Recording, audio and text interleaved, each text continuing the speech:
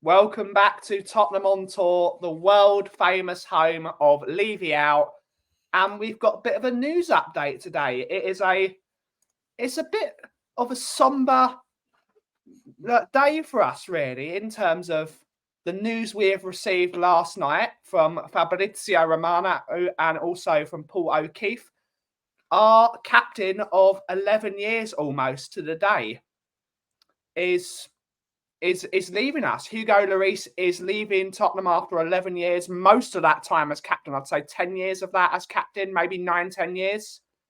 But first, we've got Ryan and Brian. Ryan and Brian, it's very difficult to say. To talk about this, we're going to talk about the good things. We're not going to do a negative show. They're going to people in the comments all going, oh, he did this and did that. We're going to try and make it a positive show. Who would have thought? But Brian, how are you doing, sir? Brian.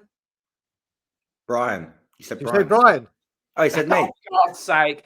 Ryan! Yes, you're right. It is difficult. Yeah. I'm doing good. I'm doing good. Yeah, just do Daigle and Ryan. It's Daigle and Ryan. Okay. And Daigle's surname sounds better. Anyway, so yeah, I'm doing good. Very good. Had a good night's sleep. Just looking forward to the show. Going to talk all things positive about Hugo. And yeah, let's get on with it. Good stuff. And hey, Mr. Daigle, how are you doing today, sir?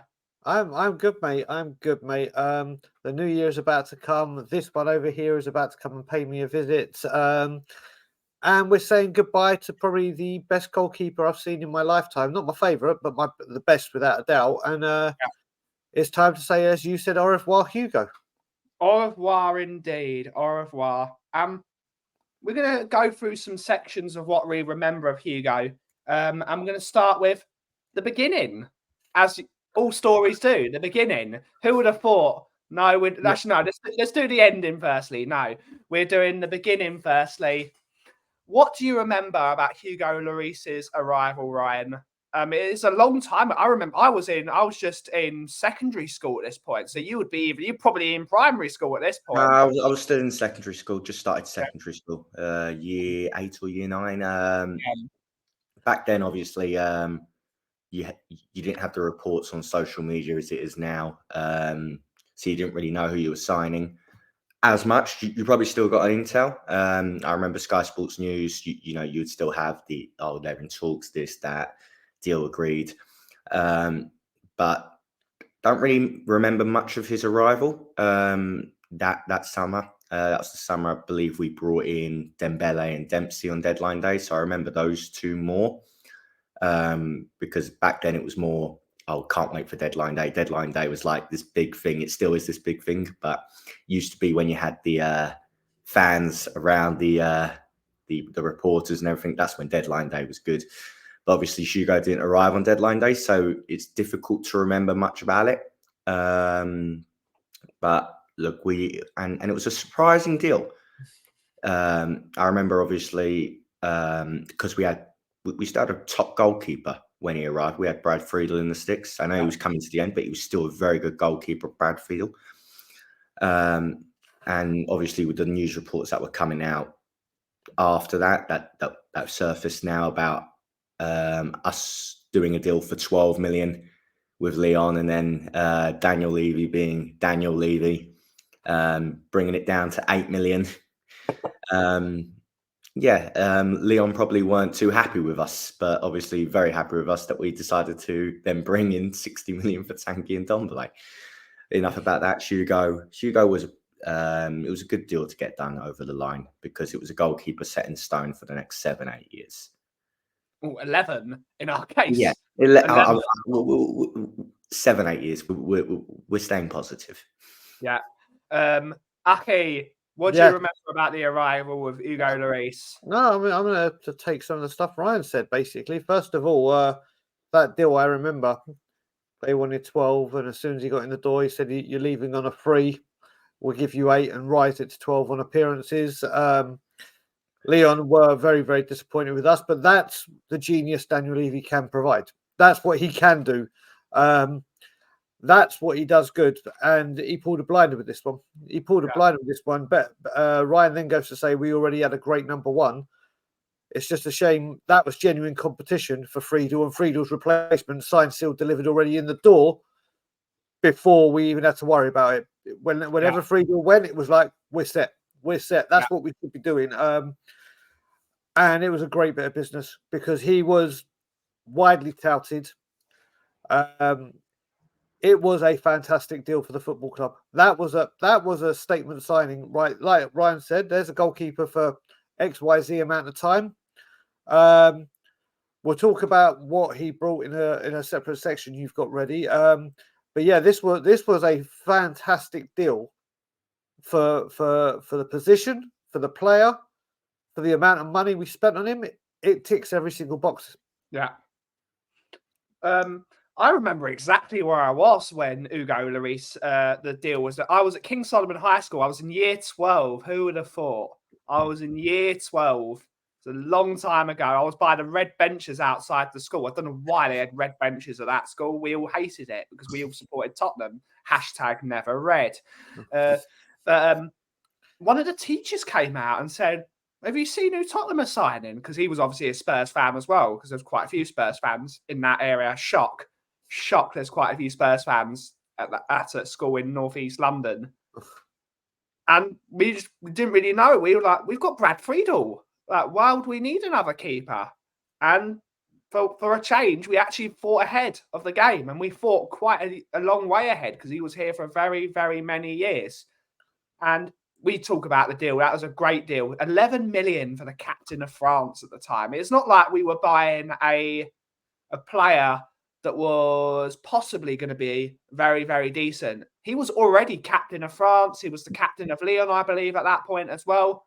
He was a marquee signing, like a total marquee signing. Wouldn't say he was world class, but he was getting to that point to be captain. When was the last time we signed a captain of a national team to play for the football club? I can't really remember. I don't know. We can go for it. Comment in the section below when we have signed. But the most important thing about Hugo Lloris was football at that moment in time was very much based off of the sweeper keeper role. And this has really moved on. Keepers have now become outfield players that can touch the ball in effect. But talk about the sweeper keeper role of Hugo Lloris, Ryan. What do you remember of his attributes that he brought to the team as that role in that defence behind? At that point, it would have been Jan Vertonghen and it would have been Michael Dawson. So it was perfect keeper for those two at the time. Yeah, perfect keeper for those two. I'd say his sweeper keeping was excellent for the first 5 years. And then obviously the game moves on and he had a few fumbles when the game moved on, even with his sweeper keeping. I remember a game at Man City, not the 6-0, and a game even closer to us, about 16-17 season, I think it was, where he had a few fumbles, but overall his sweeper keeping was excellent, probably arguably the best in the world when he first joined us. Yeah. Very good judgment when he chose to sweep and when he didn't. And yeah, there's not much you can say. He was the one that sort of started the sweeper keeper trend, really. Yeah. Quite a lot of them. If we can remember some of the more sweeper keeper roles. Yeah. You got any names of sweeper keepers in recent years that followed in Hugo's footsteps? Not let's bring off the mind, but touching the sweeper keeper, what you got to remember, Tottenham Hotspur went from Aurelio Gomez, who's an incredible shot stopper, but had calamities with his handling and other things. When we signed Brad Friedel, and I've said this before when we did the Advent calendar, against his debut against Manchester United, they had a corner, and the first corner they got, Brad Friedel came out and caught it. Yeah. And then the next one, I was like, oh my God, we got a goalkeeper that can catch. Well, as great as Brad Friedel was, and he was, the one thing he couldn't do that Hugo did give you, was a sweeper keeper. And he was elite. He was as elite as they come. He was off his line so quickly. Obviously, we saw it got him into trouble, not into trouble with Romelu Lukaku when he rushed out and Romelu Lukaku was going in, it cracked him in the head. But during that season where we were building something, his speed of thought off the line and his angles, and it didn't even care about distributing. The idea of the sweeper keeper was get out and get that ball out for a throw in or whatever, just stop the danger. His alert signal in his head was quicker than anyone. Yeah. He was incredible at this. I can't tell you how good he was. He was unbelievable at that when he first came. He was absolutely outstanding in this position. Was made for him, and football at that time was made for Hugo Lloris. Yeah. And it even worked really well because when we eventually got Toby Alderweireld in to play alongside Jan Vertonghen, it meant those boys could be, and Carl Walker and Danny Rose, they could be so far up the pitch. We're talking Ange football now and how high the line was. Imagine we had a prime Hugo Lloris now, how far up, because we know we don't really need one because we've got Van der Ven anymore. But you can put your defence literally on the halfway line because you know if that ball goes over the top, Hugo's getting that instantly. It's like he was so fast, and it defines that. If you think of sweeper keepers I can't really think of any off the top of my head. It's the deer in the headlights moment. But if you think sweeper keeper, you think Hugo Lloris. He was so good at it. He was amazing at it. But football moved on. Michael Dawson eventually left. Yunus Kabul left under Pochettino because he wasn't quite good enough. And there was only one man to get this ceremonial spot. And he was made captain in the 2014 season, I believe it was. It was either 2014 or 2015. Might even be but he was made captain and he stayed in that role for many, many years. And what do you remember of Hugo Lloris, the captain, Ryan? Many years of service in that role. Young players, bringing young players up, a very young team under Pochettino, and him being the perfect guy for the job. Yeah, didn't really think much. I'm not one that's massively keen on goalkeepers being captains in the first place. For me, captains, centre back, centre midfield, potentially right back. So I was a young age at the time. I'm still quite young now, you could say. But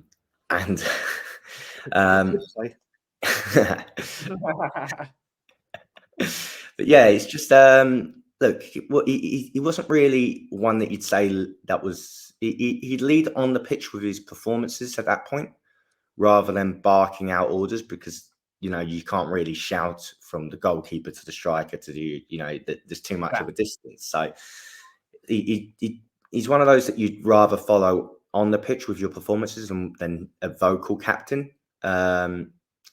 He done to deal with a young squad, even a young manager as well. So there's not much you can say as a captain, but very good personality, very good person to have in the dressing room, and led from the front. Didn't really think he needed the captain's armband, but he got given it out of probably being the eldest statesman in the squad, and he took it well. What do you know about Hugo Lloris as the captain, Aki? Like you said, Ben, he was already captain of his nation.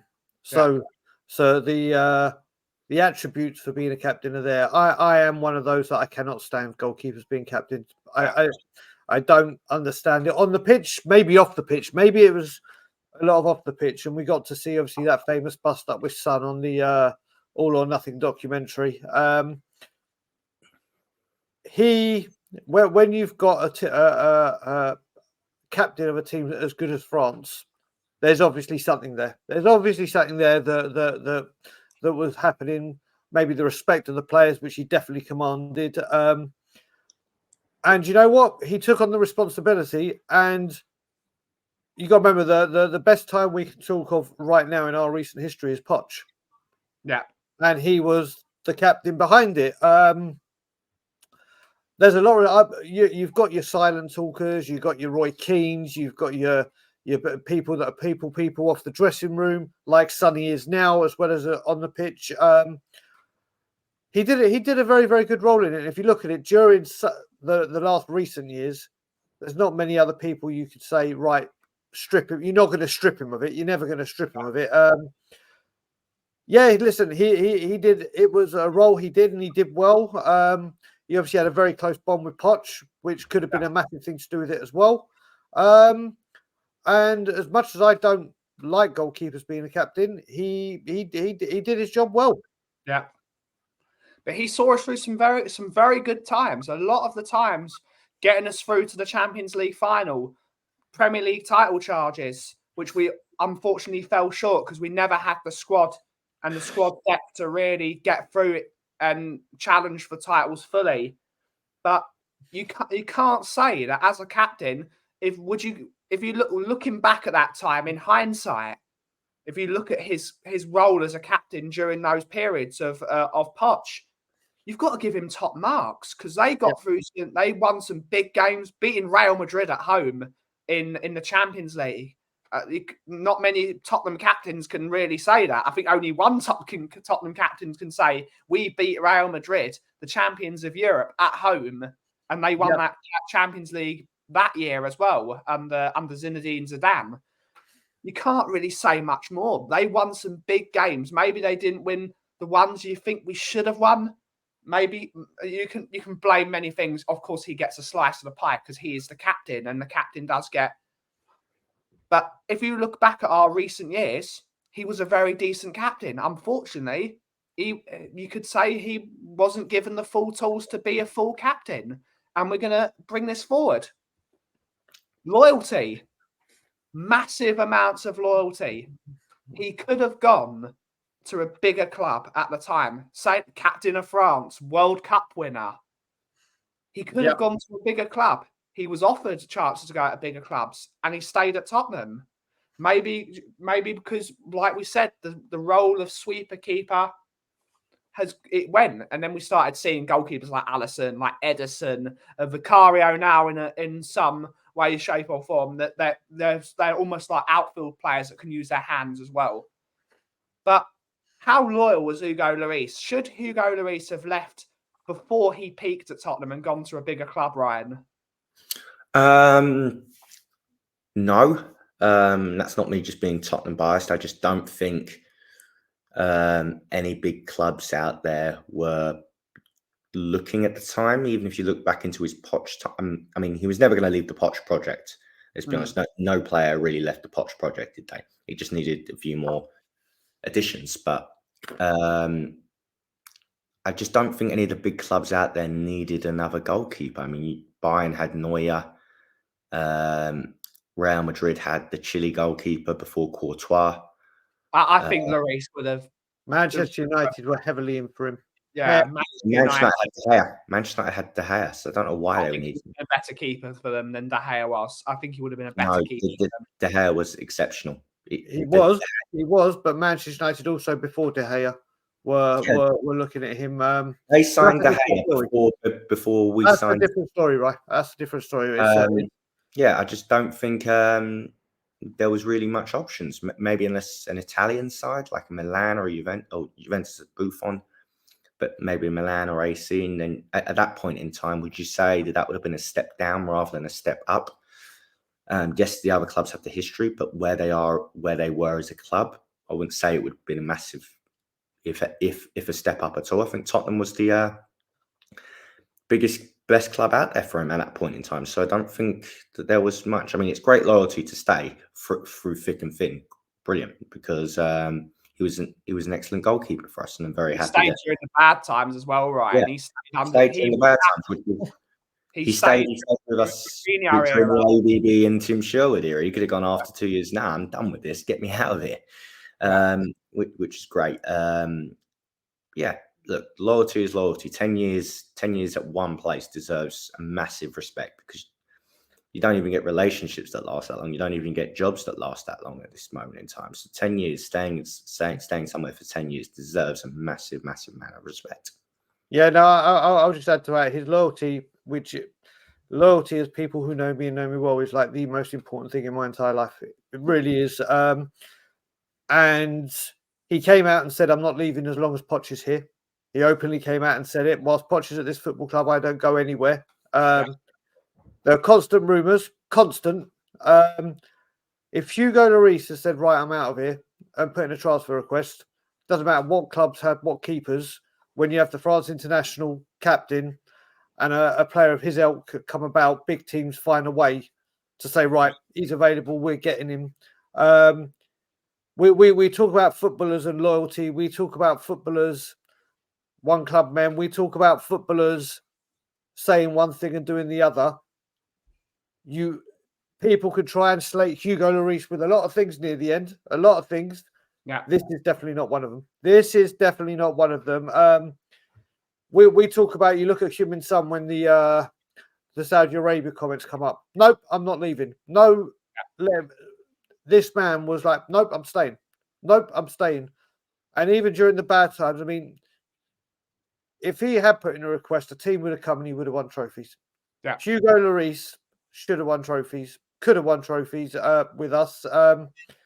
And if he had dug his heels in and said, right, that's it, my career's coming, well, any stage, I'm at the peak of my powers, I want to be playing for titles, he would have been gone. Clubs would have come in, he would have been gone. I commend Hugo Lloris for showing footballers what true loyalty is. Yeah. It's tremendous because he could have gone to a PSG. PSG would have loved having the captain of France as a feather in their cap.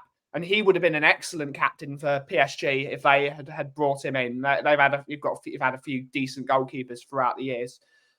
Any club in the world in Lloris's pomp would have absolutely loved having him at the club. Yep. He was a brilliant goalkeeper, shot stopping, and which is what we're going to talk about for the most part. Top saves. There are so many good ones. There are so many top saves he made throughout the years. We'll start with you, Ryan. What's your favourite Hugo Lloris save? My favourite save, although I do want to talk about one performance in particular, but my favourite save is the one he saved from Coutinho at Wembley. Yeah. He has absolutely no right to save that. And just it's the perfect angle. I mean, it was a perfect day to start off with, beating them 4-1. But the save where he just tips it onto the bar is just magical. It's unbelievable. Just the slow-mo, top hand, strong arm, strong wrist, tips it onto the bar. But as a whole performance, and this is when he was tailing down a bit, I want to talk our run to the Champions League final. I want to talk about that performance in Dortmund. That first half performance when obviously we were 3-0 up after the first leg, but we were under siege. Absolutely under siege. And he made 5 or 6 world-class saves to keep it 0-0 and pretty much ended the tie there and then because Dortmund had to score early. And you're thinking if Dortmund score early here, the old fragile Tottenham would open up and it would be one of those days where, you're thinking, oh no. But no, he came good. Magical performance. And then obviously Kane scores the early in the second half to put the tie to bed. But that probably doesn't happen without Hugo Lloris's performance that day. Yeah. Magnificent. What's your favourite saves? And I have to say, when it comes to his favourite saves, I once joked about and said, you know what? Hugo Lloris's kicking started becoming awful once peak Poch happened because he was just getting so bored. Because to start off with, every single game when he first came, he would make a world-class save. Yeah. Every single game, no qualms about it. There will be a moment where Hugo does something extraordinary. Yeah. And he did it. But there's one save that I love. I mean, I've been looking for over years at the same compilation with Hugo that they just extend on. There's a save that he makes at White Hart Lane against Crystal Palace, where it's a volley on the edge of the area and he tips it onto the post. Mm-hmm. The angle, the touch, the goalkeepers, how they know how much to get on the ball or what they can to knowing where the goal is. We talk about strikers finding the top corner or whatever. You look at the goalkeepers, like Ryan just said, being able to know the whereabouts of how hard to hit it onto the crossbar, whatever, or to try and get it over. their attributes that they need. And this save against Crystal Palace, and that ball is getting fizzed in, so he has to move very, very quickly. There's so many saves. The one against Swansea, right in front of him. But yeah, that Crystal Palace one will always stand out for me. Ben, what's your one? The two I'm going to bring up is the penalty save in the North London derby at Wembley from Pierre-Emerick Aubameyang. Absolute world, and he saved a load of penalties that year. He saved a load of penalties. That one from Aubameyang, the penalty save in the Champions League. Imagine if Man City went. Still, Man City have never scored at the Tottenham Hotspur Stadium, and that started with Hugo Lloris saving that penalty, and that hoodoo started because of him. That hoodoo, like they've still never scored at White Hart Lane in the new stadium. They'll eventually score, but that was an unbelievable save. The penalty saves. So many of them. Like we all used to say, "Oh, he's terrible at penalties." I think he saved like 3 in a row at one point. Like that. Something like that. Jamie Vardy's, didn't he? Jamie Vardy, yeah. Then, against Chelsea, against Man City in the Champions League, Man City in the league. He kept doing he did. I can't remember. Did he save one in the Champions League against Man City? He did, didn't he? Yeah. At the first Champions League, at the first Champions League game at the new stadium, he saved a penalty. The VAR from when Danny Rose fell on it. Yeah, that's right. Penalty. He's so many amazing saves. So many amazing saves. One of the best shot stoppers I think the Premier League has ever seen. Yes. And in a way, he's underrated. And in his stopping ability, he was unreal at some of them. But unfortunately, the beginning sometimes comes to the end. I believe the beginning of the end of Hugo Lloris was that injury he received at Swansea. Brighton. It was Brighton. I know it was a South Close. That injury was horrific. That was a horrible. I remember watching it to this day, and Mourinho like had his head in his hands because that injury for a goalkeeper in starting the senior of his career, he lost a lot of his speed. But it started on the team wasn't getting new players in. The defence of Jan Vertonghen and Toby Alderweireld were no longer there, and we started seeing the emergence of Eric Dyer into the centre of our defence, which meant he had to work even harder, which means he made more clangers because he didn't really have that solid base in front of him. It's a really sad thing that a goalkeeper of his stature, who's won the World Cup. Yes, he made a clanger in that World Cup final, but France were already 3-0 up. I think it was it 3-0 up? 4-1. They were 4-0 up at one. They were 4-0 up, and he made that. The game was already won. He was already celebrating. Who cares? But it was the end, unfortunately. What do you think about the departure of Hugo Lloris? That the squad died. The squad died, and we won't talk about this man. But the man we always say at the ends of our shows stopped giving quality players to reinforce the quality players who are already there. What do you reckon, Ryan? And then there was one. Since that Champions League final, it's all gone downhill. Only one man remains, and that is obviously our Sonny. It's just, look, I'm not sure if we want to talk about the way he departed, but we understand he must have been frustrated with what he was playing with. The way the club's just gone downhill completely since that moment. I would be frustrated too. Look, it was time for him to go. We said that probably for the past 2 or 3 years, it's time to start looking for a new keeper. He signed a new deal, and in his words, he said, I'm going to try and find a replacement that will be in the sticks for as long as I was, for the next decade, and for as good as I was. I'm not sure if he mentioned Vicario, but if he did, thank you, Hugo. I hope he enjoys his time in LA. LA is a wonderful place in the world, wonderful city. Can live comfortably, I'm sure his family will love it out there, and I wish him all the best. What do you think? What can I say about it? Listen, it's tragic the way this has happened. It's we could do. Listen, we're not going to get into the drink driving. Listen, this has come to an end.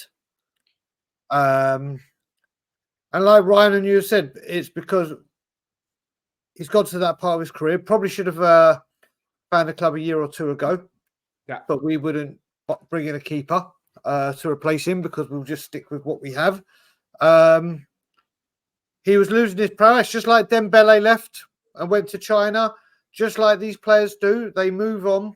Toby went to their career, finish their career, which is obviously all their choice, whether it be over in Saudi, whether it be in America. I always thought it would be in the MLS, whether he would have gone back to France, Italy, wherever it had been. There were talks about Italy in the summer, but he didn't want to be a number two.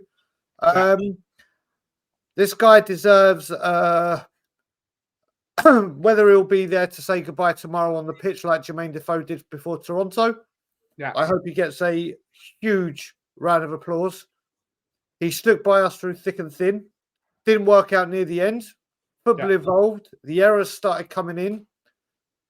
There was no one to come into his place because there was no pressure on him. And like we've all said, he's been here for 11 years. Crime that he hasn't won a trophy. Ryan said, and then there was one. Well, how many players could we list that should have left with a trophy, or at least one? He's part of that era. We talk about England having golden eras. I consider the Poch period not exactly maybe a silver era, not a golden era, because obviously we didn't win anything. I wish him all the best in LA. Hopefully, during his time, he has to come to a little city called Toronto. Yeah. And I will do everything to go with Ireland and go and see Hugo and pay homage to him and watch him try and kick a football again and not have to have a heart attack. actually be on the other side where I'm like, just pressure him. But yeah, listen, it's his final career move, you would assume. Wish him and his family a wonderful time. What I will say, like Gerard said, when he went to LA, he had the freedom of LA. Yeah. He could just walk through the streets and not be bombarded. He could just enjoy life with his family. I hope he gets to do that. And who knows, maybe he'll be back in some kind of coaching capacity or ambassadorial role, some part in his career. But whatever Hugo Lloris and his family go on to do with the rest of their life, thank you, Hugo. Yeah, absolutely. It's sad to see the captain go, but it's times must change and so must I, in the words of David Tennant in Doctor Who. Times must change, and it's time for change. But we all wish him, from Tottenham on tour standpoint, a wonderful rest of his career. He showed that he was pure Tottenham. His wife, Marine, as well. If you ever followed her on social media, she was pure Tottenham. That family loved being part of the Tottenham family, and we loved having them part of Tottenham whilst in the good times and the bad times. He can leave his head with his head held high in regards. You can say the last 2 years, maybe he can't down tools, whatever. But he's given 11 years of service to Tottenham Hotspur Football Club. And it's sad. Times must change, but sometimes they have to. But that will wrap us up on Tottenham on Tour's goodbye to Hugo. Ryan, when can we next find you? You'll probably next find me, probably not tomorrow, because I've got to shoot straight after the game to work. So Burnley will probably be my next match reaction that you will see. Obviously, I'll pop off from time to time when I'm free. I'm sure you'll see a lot of me because I'm working late at the moment. So if we're on a decent time, obviously with the time situations with Dave being in Canada and everything, it's not easy. Cockerel Doodle Doos, I'm sure I'll pop on this week. So yeah, and obviously you can catch me on Twitter, Ryan Levy out 14. That's pretty much it. That's where you'll find me. Yeah, and you'll be seeing Ryan a lot more from January the 26th to February the 4th, because he'll be sitting right next to me. Yeah. So you'll be seeing him. Yeah, listen, cockle-doodle-doo. Tomorrow, I want to make it now. Tomorrow, New Year's Day, Angel management will probably be at midday UK time. Not going to have all you get up and listen. All of you are going to be enjoying your new year and probably getting in at 9:30. Yeah. So we're not going to start the show at 9:30. It'll be on the later time of midday. There is a lot coming up in 2024 from Tottenham on Tour. And January, as we know, a certain window opens up. So there will be a lot of stuff coming from Tottenham on Tour very, very soon. Great stuff. We will be streaming every day next week with Cockle Doodle Doo, the usual time of 9 o'clock in the morning for your usual morning Tottenham Hotspur show. And it's the year of 2024. We have some brand new shows coming out. First of all, Mr. Resinald has been cooking something up in his dungeon of I don't know, creation. His creation, majesticness, whatever you want to call it. So stay tuned for Thursday evenings. There will be some wonderful content coming out for you from Mr. Resinald. But in regards to the subject, we just want to say au revoir, Hugo. Have a great rest of your career and take it away, Aki. And as always, Levy out.